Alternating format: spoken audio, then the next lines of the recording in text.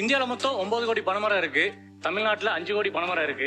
அதுல 10%, அதாவது கிட்டத்தட்ட ஒரு 50 லட்சம் பனைமரத்தை நம்மளால ப்ராப்பரா யூட்டிலைஸ் பண்ண முடியும் அப்படின்னா கிட்டத்தட்ட 5000 கோடி ரூபாய்க்கான ரெவன்யூ நம்மளால ஜென்ரேட் பண்ண முடியும். வணக்கம், என்னோட பேரு கண்ணன்.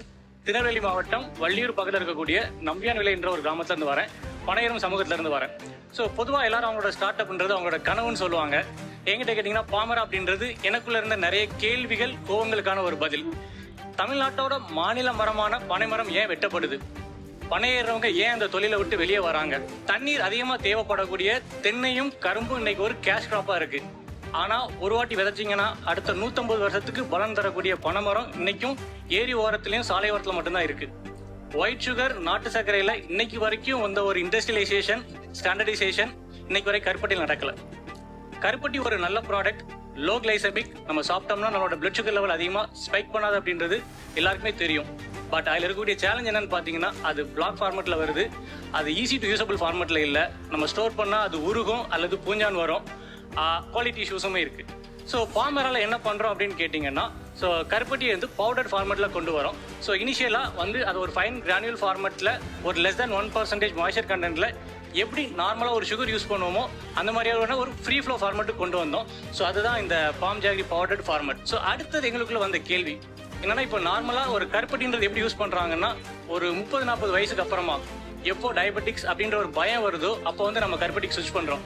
பட் எங்களுக்கு என்னன்னா, நீங்க வந்து கருப்பட்டி லோ கிளைசமிக், ஸோ ஒரு யங்கர் ஜென்ரேஷன் சைல்ட்ஹுட் ஸ்டேஜ்லேருந்தே கொண்டு வந்தா அது இன்னும் பெட்டரா இருக்குமே அப்படின்றதால என்ன பண்ணோம் அப்படின்னா, ஸோ மாமன் கிட்ஸ் அப்படின்ற ஒரு தாட் ப்ராசஸ் உள்ள கொண்டு வந்தோம்.